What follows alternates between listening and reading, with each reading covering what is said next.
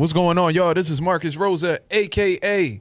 Mazuma TV. Back at y'all with some more boxing talk, man. I hope everybody's having a blessed, beautiful, positive, productive day. I hope you had a great overall morning. You see what I'm saying? We definitely back in the building enjoying this beautiful studio, man. Shout out to my guy, George, in the back.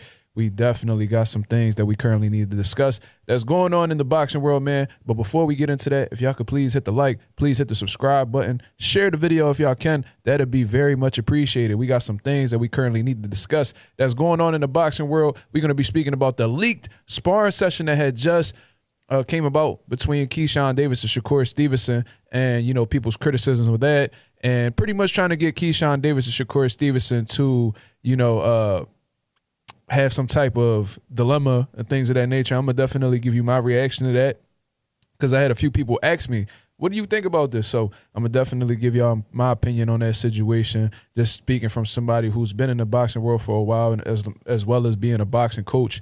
And then we're also going to be speaking on Oscar De La Hoya stopping the fight between Vergil Ortiz and Jaron Ennis being finalized. You see what I'm saying? But shout out to everybody that's in the building thus far. I'm sure y'all already coming in. And if y'all haven't, then the notifications will be sent out soon, and we just going to cook up until then. You see what I'm saying? What's going on, man? It's President's Day and all that good stuff, man. So I hope you guys are enjoying your little holiday. You know what I mean? Get your extended weekend and all that good stuff, man. I can't complain. I was kicking it with my son. I seen they had some fights on Zuffa Boxing last night. Now, I seen LB Ali experience a very nasty KO that night, unfortunately. Shout out to my boy Lorenzo in the building. My boy Lorenzo showing love from all the way out Tokyo. What's going on? What's going on? Marissa, what's going on, little sis? How you feeling? I hope everybody's doing well. I'm glad y'all got the notifications. I hope you guys like the setup and all that good stuff, man. Definitely a little change in scenery. You know what I mean? It's good for the soul. You see what I'm saying? But we definitely gonna speak about it. So I want to know exactly what y'all think about this whole situation that's going on, man. Twitter is very toxic overall, but when it comes to the boxing world, extremely toxic, man. It's a lot of negativity on there. A lot of crazy opinions, controversial opinions. Shout out to the boy Junior in the building. I see you, brother. Salute, salute. Coffee plant in the building. What up, what up, what up? Oh, yeah, we definitely in the building. I'm fucking with it. Dank Father, what up, what up? Yeah, we definitely. Tough setup. I appreciate that, brother. Thank you. That's I'm going to give props to my guy George back there. That's, you know, controlling everything.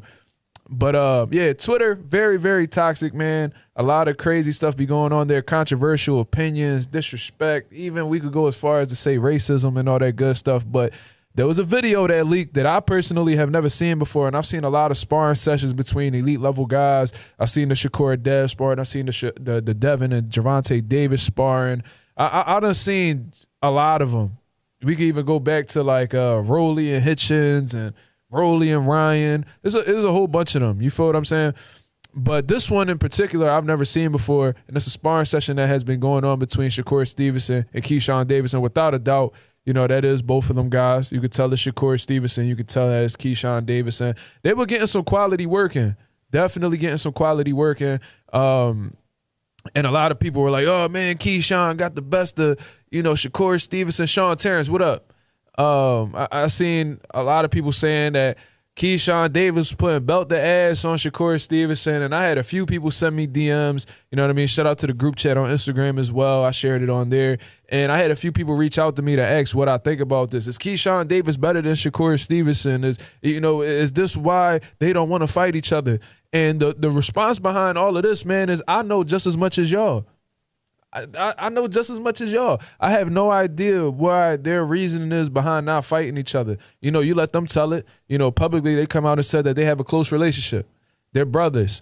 You know what I'm saying? Me personally, I never really understood that perspective because for the little bit of time that I was in the boxing world, you know, if you were in or around my weight, you were liable to be somebody that I will fight. You know, unless you are like my biological brother, we got the same mother, same father, half brother, then that's understandable. That's a little bit deeper than boxing, and no money should come in between that relationship because that's a real bond at the end of the day. But if y'all met each other in y'all teenage years, I don't really understand what the problem is. Y'all can still maintain a beautiful friendship, whatever it is that y'all got going on, and still fight each other for a big bag and take care of y'all families based off of the performances that y'all put up against each other. You see what I mean? So, I never really understood that public response that both Keyshawn and Shakur Stevenson put out there, but maybe it's something deeper to that. I don't know. Like I said, I know just as much as y'all. But it was about like a 50-second clip. I want you guys to see it. We had the video right here for y'all to process on y'all own. So whenever George is ready, we definitely gonna drop the clip.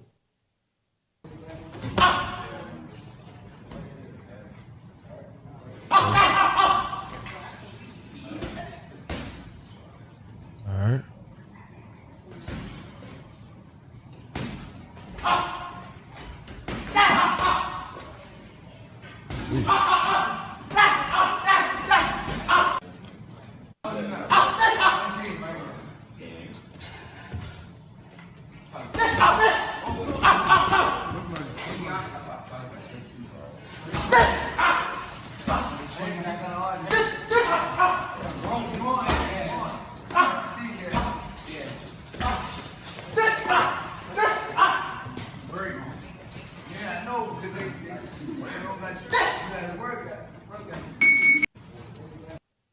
All right, so that's the video right there. Like I said, it was about between 50 to 51 seconds long, and it was some quality sparring. You know what I'm saying? That, you know, I don't know if they do 3-4 minute rounds. So, but regardless of whatever the time frame is, because some people do 4-minute rounds just to push themselves and get their cardio right, get their endurance right. It's 50 seconds. You see what I'm saying? So there's not much to tell, and they may have done multiple rounds. So this probably wasn't even 5% of what had went on during those sessions. We don't know how many rounds they did. Let's say they did 6. 50 seconds of 6 rounds. 6 rounds could be, if it's 4-minute rounds, it's 24 minutes, which would equate to 8 rounds total. You know what I'm saying? It just is not enough. So I'm not going to sit here and be like these guys that's, you know, on the Twitter space and say things like, oh, man, Keyshawn got the best of Shakur. It was literally 50 seconds. We didn't even get a minute's worth of work in that video. And, you know, there was segments during that clip that Shakur Stevenson was landing some nice little counters. Shakur Stevenson is a very sneaky counterpuncher. He has really good timing as well. So it looked like quality work. Keyshawn was obviously the aggressor. And in that small clip, he definitely was landing the bigger shots. He landed a little nasty left hook. Thumped Shakur right on the side of his head. But that was definitely the one that had your ears ringing and shit like that. But no, that was a good little session. You know what I'm saying? So and you know, by the way, that work looks really old. You know what I'm saying? That looks like that's a few years old. That probably was when Shakur Stevenson was still at, you know, between 126 to 130. If I had to guess, Shakur framed it look a little small. He looks much bigger now. And Keyshawn Davis too. Keyshawn didn't really look that much bigger either. He looked like he was still in the 35 range. You see what I'm saying? And I seen that Shakur Stevenson had like a USA boxing outfit on. So, yeah, that was definitely like when he was fresh into the pros, if I had to guess. You see what I mean? But shout out to SOB TV in the building. He said, yes, sir, Cook Mazuma, salute to the nation. Absolutely. Coffee said, yo, this shit fire, bro. I appreciate that. Thank you, man. But, yeah, man, overall, you know, looked like it was some intense, you know, quality work. I'm not going to sit here and be like, oh, man, Keyshawn beat the dog shit out of Shakur school, Keyshawn. It was none of that. You know, it's sparring at the end of the day. And, you know, once I leave here, we're going to have a little quality sparring session at the gym. You know what I'm saying? And it might get intense, too. And there might be certain moments where one guy is having some moments, the other guy's having some moments. That's just sparring for you. You know what I'm saying? Hey, yo, Dizzy, what up? So that's what I think about the whole, you know, situation with that sparring session. You know, I don't really think it's that big of a deal. I do think people are blowing it out of proportion. And a lot of the people that's on the Twitter space speaking on this situation either aren't too fond of Shakur Stevenson, Keyshawn Davis, or maybe both of them. Because a lot of people don't agree with their brother dynamic just like myself. So, you know, they're going to be looking for any reason to try to escalate something between the two in hopes that they could get on bad terms and possibly fight each other. And I ain't necessarily opposed to that. I'm not saying throw the whole, you know, relationship away or anything of that nature, but what I am saying is y'all should put the friendship aside to give us the fights that we want to see as boxing fans. But nowadays, you know, some boxers just find it okay to just say F the boxing fans and do whatever it is that they want to do. But, you know, it is what it is. I'm not really going to, you know, dwell too much on that situation. If they want to fight, then, you know, they'll end up fighting. If they don't want to fight, then so be it. There's still plenty of fights that we could see, you know, with Shakur Stevenson. You know, we could see Shakur, you know, if Jaron Davis were to ever, you know, grow a pair or whatever the case is, You know, he could face Shakur Stevenson. Shakur Stevenson could go ahead, back down to 35, fight Schofield, fight Mordecai. You know, if Schofield gets the world title, you know, the winner of Lucas Body, you know what I'm saying? Maybe, just maybe, there could be something building up between Abdullah Mason and Shakur Stevenson. At 140, there's other champions in the division that Shakur Stevenson could take on. You know, because Shakur Stevenson's, he actually holds the WBO at 140 now. He took T.O.'s belt. So now you're talking about the other champions like Richardson Hitchens, who said that he'll fight Shakur. Doubt it, but he said he would. You know, of course, you have Gary Antoine Russell. That'll be a great fight. They actually had a sparring session that leaked not too long ago as well. I wouldn't mind seeing that. And then the other champion of the division would be Dalton Smith.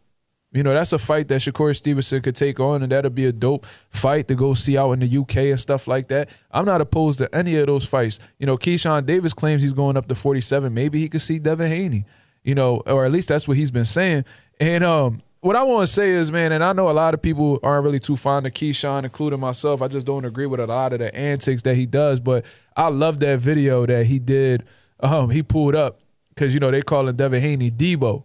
You know what I'm saying? That's like the new alias that he's being called. You know, props to Bill Haney for that. But this dude, Keyshawn Davis, literally pulled up to Craig and Day house and was looking for Debo. I thought that was absolutely hilarious.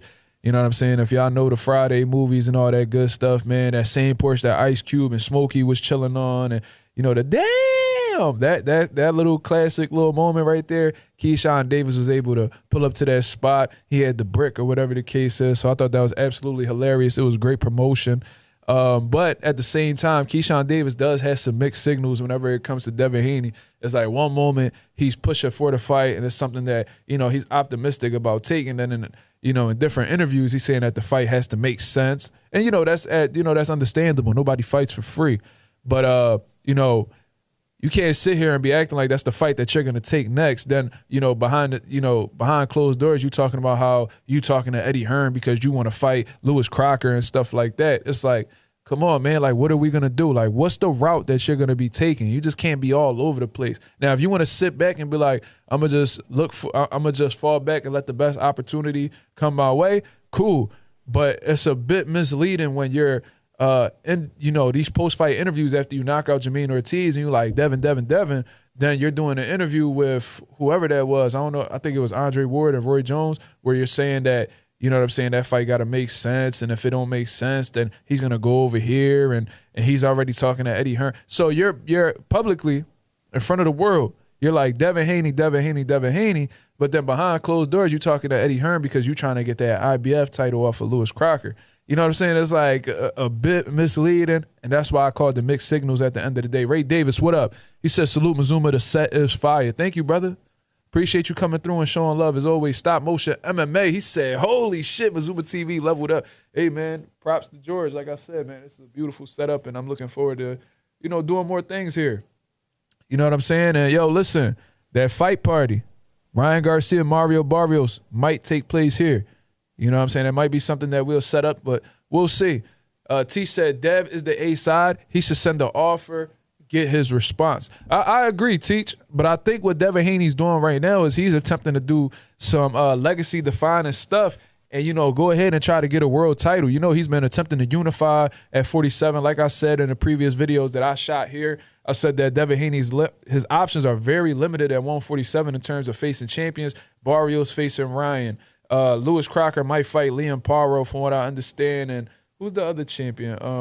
So it's Barrios, it's Lewis Crocker, and then you have, I don't know why I'm drawing a blank right now. Oh, Rolly Romero. Rolly Romero don't want no smoke with Dev. He said that publicly in interviews. I don't know why people are making it seem like Dev just has plentiful options. And that's why he's even resorting going to 54 to try to see what's up with Xander Zayas. But Xander Zayas not even worried about Devin Haney right now because he's trying to fight Josh Kelly. So, you know, Jack Catterall's been calling out Devin Haney's name. You know, that's true. That's apparent. But the WBO just made it clear, the head of the WBO had just made it clear that, you know, Devin Haney was Brian Norman's mandatory. And because Devin Haney just won the title right now, he's in the voluntary defense phase of things. So once he does a voluntary defense, which, you know, I'm sure that'll be coming soon. Then he'll be mandated to face Jack Catterall after the fact. So, yeah, Devin Haney got a lot going on right now. He's definitely the A side when it comes to Keyshawn Davis. Like, come on, like, when we look at accolades and what people have done, you know what I'm saying? It's clear that Devin Haney's the bigger draw. He's the bigger name and all that stuff. But like I say all the time, when Turkey Al-Sheikh is involved, who Devin Haney is doing heavy business with right now, I don't really think there's an A side or a B side. You know what I'm saying? Because it's strictly being funded by Turkey. So if Turkey's the one that's putting up the bread and stuff like that and giving these guys what they want, I don't think anybody will really care who's making this or who's making that, because they're both getting paid handsomely, and it is what it is. My boy Teach in the building said Conor Benn and Rolly are in talks. That's a great fight. That's a great fight, man. And Conor Benn's putting himself in a position to be a unified champion, because while negotiating with Rolly to possibly fight in May, from what I understand, he's also going to be mandated to face the winner of Mario Barrios and Ryan Garcia. So hypothetically speaking, if Conor Benn beats Rolly Romero, which I think he's fully capable of doing, he can have that WBA title. Then he can go ahead and fight for the WBC. And let's say, you know, to continue being hypothetical, he goes ahead and then he beats the winner of Ryan and Barrios. You a unified champion at 147. And now you got leftover fights for then he could do a big fight in the UK versus Lewis Crocker if he's still around, if he's still a champion. That'll be a big fight, unification fight in the UK. Then that could leave you with Devin Haney, and you could fight for all the belts against him. Conor Benn hasn't necessarily been too optimistic about facing Devin Haney based off of what we heard in the past, but I'm sure if the money's right, he would take on that opportunity. You see me? Conor Benn is a businessman. You feel me? Shout out to my boy Justin Jackson in the building. What up? What up? So I wanted to speak on, he said the studio looks great, man. Thank you. Thank you. Thank you very much, man. Like I said, credit to my guy George for making it happen. So the next topic I want to transition to before I get up out of here, man, like I said, I appreciate everybody that came through and is supporting in the channel right now, supporting in the chat right now, I'm sorry. I wanted to speak about this whole Vergil Ortiz, Oscar De La Hoya situation. You know what I'm saying? Not really focusing too much on Jaron Ennis. We'll probably conclude with what he has going on and what he should do. But we was on live last night, and we were speaking about the whole situation, and I just needed to do some research to get more clarity on the whole situation, because there's a lot of things that are going on simultaneously. So for those of y'all who are confused, I'm going to try to give you guys the breakdown. I'm going to try to give you guys the breakdown as much as I can. You see what I mean? Because it is a bit of a confusing situation. Stop Motion MMA says Crocker does not get past Paro. I think Leon Paro beats Lewis Crocker too. Lewis Crocker got some sneaky counters and stuff like that. He got like some good power and stuff like that, but I don't think he's busy enough from Leon Paro. Leon Paro's more experienced. I do think he's the more intelligent fighter. And Leon Paro got some sneaky power too. We seen it with the Montana Love fight. You know what I'm saying? Like we seen it. Leon Paro could fight. You know what I mean? He a dog. Like, to get past a prime Subriel Matias like that in Puerto Rico, you gotta have some dog in you. You feel what I'm saying? So shout out to Leon Paro, very intelligent, sneaky fighter. I think he can get it done and become a 2-division world champion. So let's talk about this whole Vergil Ortiz, Oscar De La Hoya situation. We could talk about it from the very beginning. So obviously, everybody knows that Vergil Ortiz and Jaron Ennis have been trying to fight each other for a good amount of time now. You know, Jaron Ennis, and I was happy to help him during that training camp to get ready for Uiz Malima. He stops him in 1 round. Shortly after the fact, Erickson Lubin gets stopped by Vergil Ortiz in 2 rounds. Jaron Ennis pulls up to Texas to call him out in the ring after the fight. And I do think there was a lot of resistance on their side in terms of making the fight happen. They were trying to go against what the fans want. You know, Vergil Ortiz talking about he wants to face Errol Spence in Texas, who hasn't fought in over 2 years and is coming off of a knockout loss. You know, and not to be disrespectful towards Errol Spence, but he ain't really got no momentum right now. You know, there's been people that have moved past the idea of Errol Spence, and a lot of people that came to the conclusion that he was retired. So we felt like that fight was ridiculous. Yeah, it was a solid fight for Texas, but at the same time, you know, it wasn't a big fight for the entire sport of boxing. It's a great local fight, but not a big global fight, if you understand, you know, in my opinion, in comparison to the fight that's more in demand, Jaron Ennis, Vergil Ortiz, a fight that's been building up since 147 pounds. So in the process of trying to make this fight happen, you know, Oscar De La Hoya and Rick Meridian, who is Vergil Ortiz's manager, were bumping heads. You know what I'm saying? And it got to the point where Rick Meridian and Oscar De La Hoya had gotten really heated.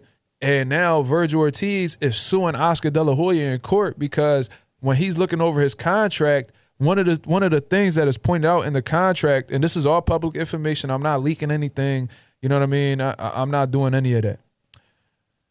That if Oscar De La Hoya and Golden Boy Promotions and DAZN were not able, like if their deal isn't extended or whatever the case is, then that gives Vergil Ortiz the right to go ahead and free himself from that deal. Now, the argument that's being had is Oscar De La Hoya and them are saying that they already got a deal set in place with DAZN. They're finalizing it, and Vergil Ortiz's side is like, yo, y'all currently don't have a deal. It expired back in December. So because y'all weren't able to, come to some type of agreement, we're free to go. So that's the discussion that's been going on right now. And Vergil Ortiz and Rick Meridian are so convinced that they are released from this deal that behind Oscar De La Hoya's back, they were trying to finalize a fight with Jaron Ennis through Matchroom Boxing. And apparently what the rumor was, they were supposed to fight April 18th out in Las Vegas. So, that fight was being made behind the scenes. Just when Penn was about to touch the paper, Oscar De La Hoya had gotten word from multiple sources, for what I understand, that the fight was being done. So with Oscar De La Hoya is like, yo, y'all, like, Vergil Ortiz is my fighter. You just can't make a deal without me. But Oscar De La, and Vergil Ortiz's head, he's like, bro, I'm basically free from the deal. You know what I'm saying? Like, you didn't stick by the contract, you didn't follow the rules. So Vergil Ortiz and his team are moving as if they're free agents. But De La Hoya was successfully able to be granted a motion from a federal district judge to pretty much put a temporary restraining order on Vergil Ortiz and stop all types of ongoing negotiations, ongoing deals from being made until February 20th. Now, this is definitely a messy situation. This could take a very good amount of time to, put to the wayside, you know what I mean, to get figured out. But, man, this is something that could take a really good amount of time to, take care of. You know what I'm saying? We've seen people in the past, like Mikey Garcia, have their disputes with Top Rank, and he pretty much was sitting on the shelf for multiple years. Now, I definitely don't want to see Vergil Ortiz go through that situation. He's a very talented fighter. He's one of the best fighters at 154 pounds. And according to the Ring Magazine, he's a #1 ranked guy at 54 at this very moment without even being a champion. So I would hate to see him sit down and, pick up rust when he has one of the biggest fights that he could make his career right in front of him right now. You see what I mean? So one side is saying, they're a free agent, they're free to do what they want. Oscar De La Hoya is like, no, we still have a contract. I still have the rights to you. So until somebody says otherwise, we're not doing anything. We're not doing any of that. And you're not about to go ahead and make some money without me. Shout out to the boy Boxing Nerd 101P with the 5. He sent me Canadian dollars. Somebody go on Google and translate how much 5 Canadian dollars is, man. Salute to the boy Boxing Nerd. He said, here's some cheese for the new setup. It's fire. I appreciate that very much, man. Thank you very much. Shout out to my Canadian. Shout out to the Canadian nation. Shout out to man. We got people all over the place, man. We got people out in Canada. We got people in Australia. We got people in Tokyo, the UK. I had one of my brothers reach out to me from Africa. You know what I'm saying? Like, we're international, baby. This is a beautiful thing, man, and that's part of the thing. That's part of what makes me love this channel so much, is that we got boxing fans all over the world that come in just to watch me. It's a very humbling thing, man. So thank you very much for supporting the channel, man. And much love to everybody that's complimenting the setup. You feel what I'm saying? It's been a long time coming. This is something that I've been wanting to get done for a while now. Like, I watch all these other dudes, had podcasts and stuff like that, and I'm like, damn, like, I can't wait till I'm in that position. And God placed me here, so it's a beautiful thing. You feel what I'm saying? So, like I said, back to the Oscar De La Hoya, $3.67. Man, whatever it is, man, I'm highly appreciative. Thank you very much. Shout out to Marissa. She went on Google and she went on Google and got that translated for me. That's real love.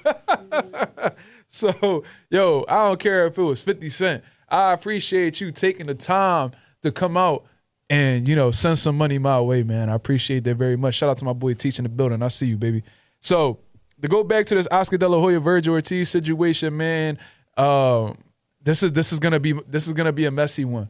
You know, Vergil Ortiz does have the same lawyer that was able to get Canelo Alvarez out of the deal with Golden Boy Promotions. So I highly doubt that the lawyer would take on this case if he felt like he didn't have a strong point. So, yo, let's not be surprised by, and what's the date today? Today is February 16th, right? So they're going to be able to speak about this on the 20th. So 4 days from now. So what's that? Tuesday, Wednesday, Thursday. So Friday, we might be hearing that Vergil Ortiz may be a free agent. We may be hearing that Oscar De La Hoya is still Vergil Ortiz's promoter. We don't know what the situation is going to be, but that now leads me into the situation that's currently going on with Jaron Ennis. What is Jaron Ennis going to do? And I know that I've been speaking about this multiple times, but I'm a huge Jaron Ennis fan. I'm a big supporter of him.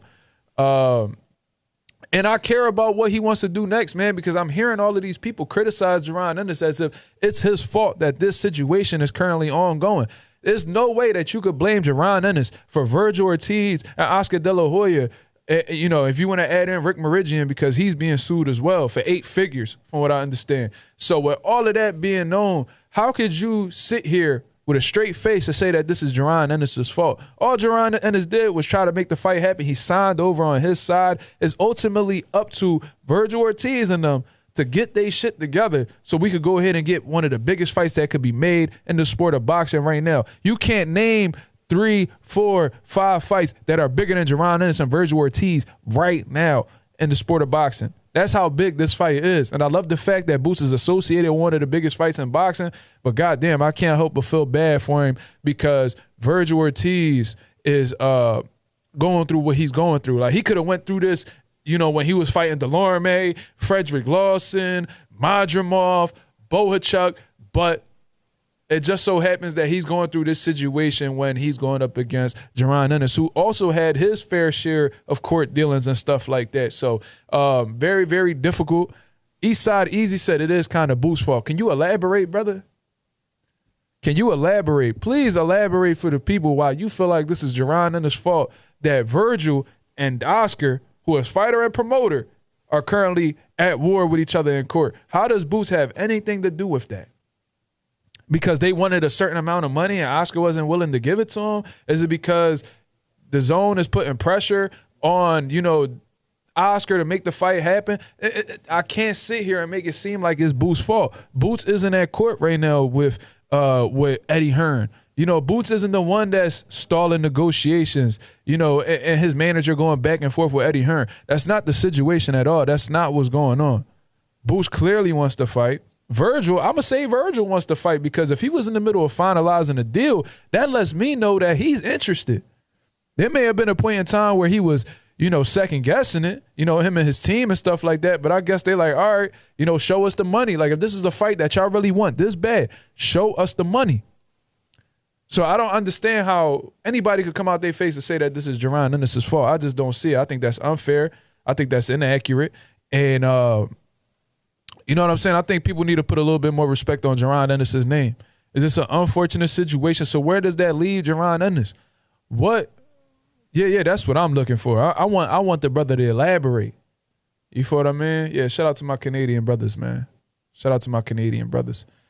Yeah, I would love for him to elaborate on the whole situation. If he's able to, I would love to hear his perspective. Let me see. I feel like, okay, so Eastside Easy says, I feel like both fighters were dragging their feet at a moment. I don't blame just Boots. Okay, so you feel like it's a little bit of, you know, it's both of their fault. With this, could they have done this in a quicker time frame? Can things have went easier in negotiations? Absolutely. But you got to understand that it's more than just the fighters that are making money off of this situation. Everybody got their hands in the cookie jar and everybody's looking to get compensated somehow. The manager, the lawyer, the advisors, you know, the promoters, the fighters. And, you know, the fighters have to pay everybody that is involved with this situation. Everybody's trying to leave with a nice chunk of change in their pocket. So, of course, it's not going to be that easy to be made. I heard there was a situation. I heard there was a situation where they was negotiating for 6 hours straight, And they had gotten intense and things of that nature. And it's not because these fighters are making it more difficult. It's because everybody else is trying to get paid off of the situation. They've invested a lot of time into their fighters. They've invested a lot of money into their fighters. Who knows how much money Oscar De La Hoya put into Vergil Ortiz? But let's say he put who knows? But let's say he put like $6 million towards Vergil Ortiz's career thus far since signing him. You better believe Oscar De La Hoya want that money back. Ain't no way he putting 6, 7 figures, 6, 7, 8 figures into a fighter and, not expect the return on investment. People not doing this off of their own generosity. They trying to come up just like everybody else. You see what I mean? But Boxing Nerd said, Mazuma, I think he's saying it's Boots' fault because of the turkey offers last year. Well, I think that was just a timing situation. When you look over that whole situation, he said you backtracked. Well, listen, he probably was just I told him to elaborate, so he did. Boots did sign a while ago. He definitely did. He agreed to terms with Eddie Hearn that was a fight that he'll take next. And Boots definitely wants that work. You feel what I'm saying? But, yeah, I understand that. But when you look at that first situation, that was a failed negotiation, I feel like, on Turki Al-Ashik's part. When he had initially offered to fight the Boots at 47 and he said yes. When they brought it back to Vergil Ortiz, they was like, yo, we can't fight at 147 no more. I've dealt with crazy health issues as a result of trying to cut down there. So the fight would have to happen at 54. And at the time, Boots was attempting to unify the division. So it was really a timing thing. I don't blame Vergil. I don't blame Boots. I blame Turki and his team for assuming that Vergil would be able to compete at 47.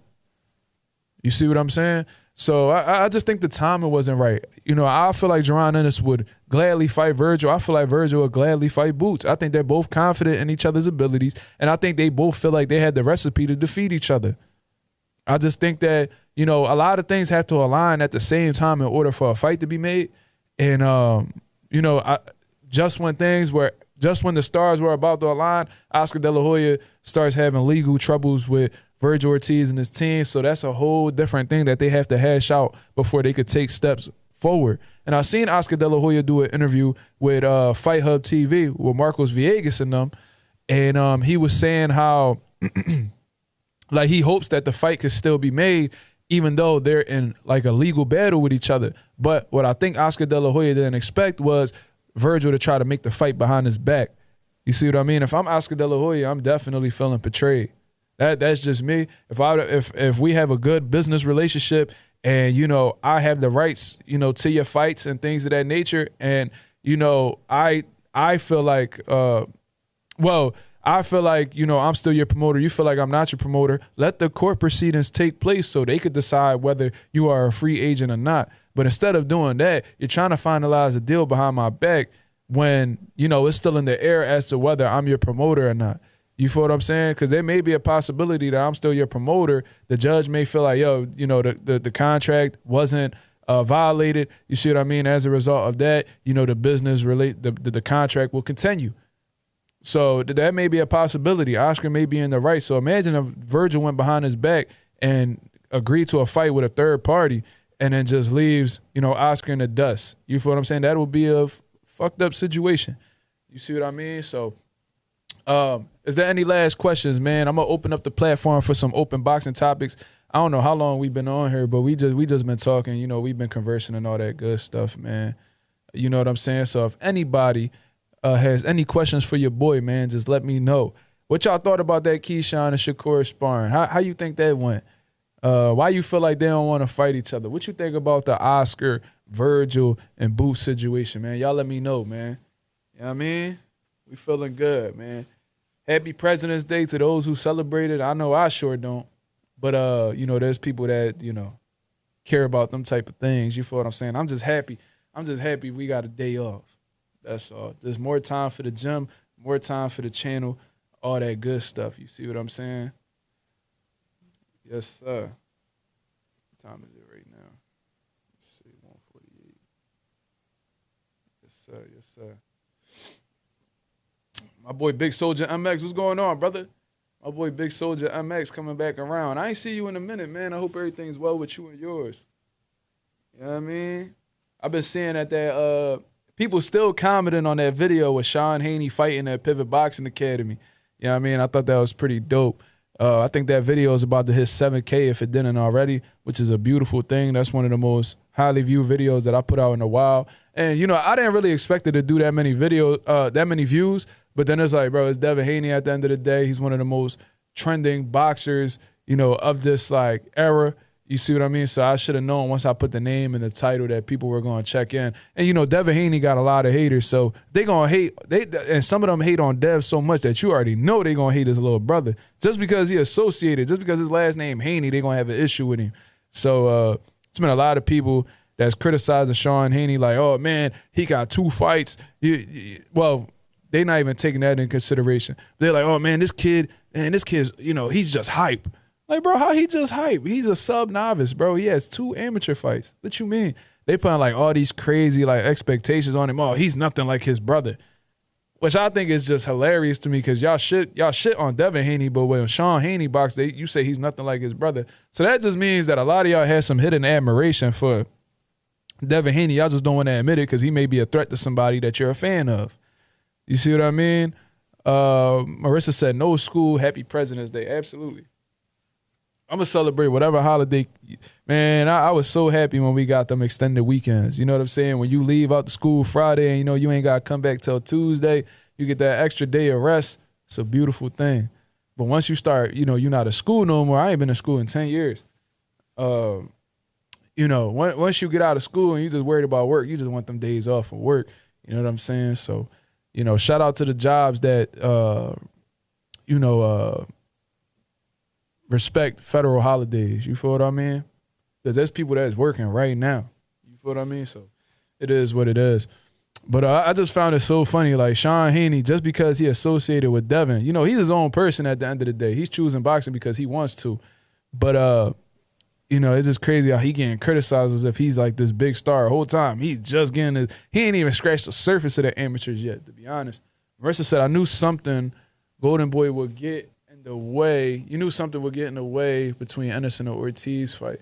Yeah, because I felt like from the very beginning, Oscar De La Hoya never wanted this fight for Vergil. I think that he's very hesitant with putting certain, you know, a lot of his guys in the ring with upper echelon guys, unless it's for a bag they cannot refuse. Like, you know, he held Jaime Munguia hand until he couldn't no more. He held, you know, he holding Floyd Schofield hand until he can't no more. He didn't even want to make that Schofield Shakur fight. You see what I'm saying? HBCU Spotlight. Shout out to the, if HBCU stands for Historically Black Colleges and Universities, salute to you, brother. It says, are there any amateurs or newly pro fighters from Philly we should be on the lookout for? Absolutely. Let's start with Salim Bey. I think he's the best amateur out of Philadelphia today. I think he's on like the high performance team, you know, in the amateurs for USA Boxing. I actually think he's the captain of the team as well. So that just goes to show you, multiple-time national champion. Absolutely phenomenal. I ain't going to lie to you. This kid is he's a special talent. Shout out to Dawood Bey, who's the father and trainer of Salim Bey. We also have Zachariah Chapman, who comes to Pivot Boxing Academy often and gives my guys quality work. Multi-time national champion as well. You know, of course, we got some great amateurs out at Pivot Boxing Academy. You know, we got Derek the Maestro Moore, who we would love to turn professional soon. We got Joshua Ramos, 138-pound kid, sensational. He's going to be a problem. Just needs more, you know, experience, and we're going to be good to go. David Jacobs, very talented.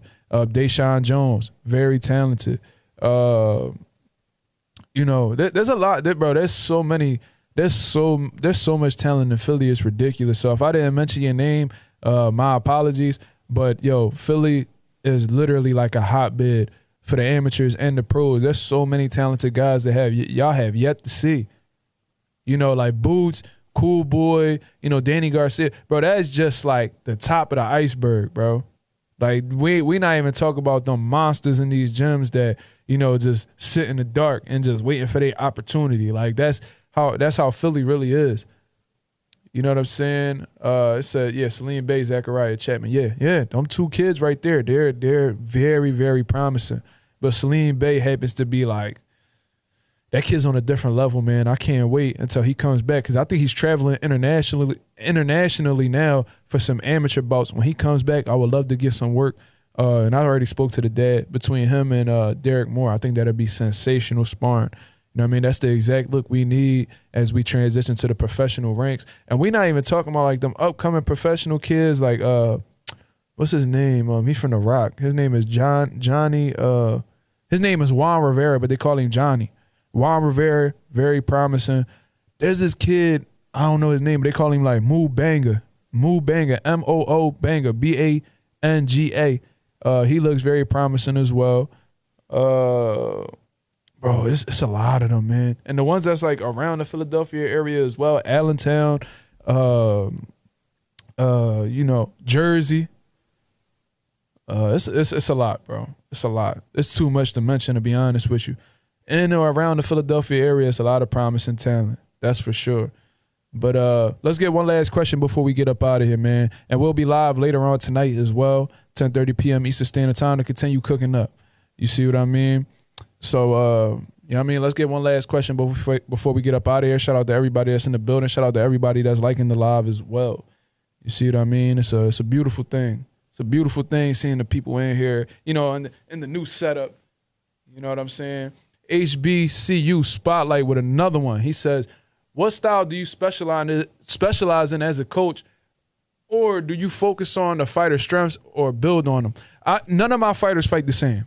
None of them. And I feel like you're very limited as a coach if you teach everybody to fight the same way.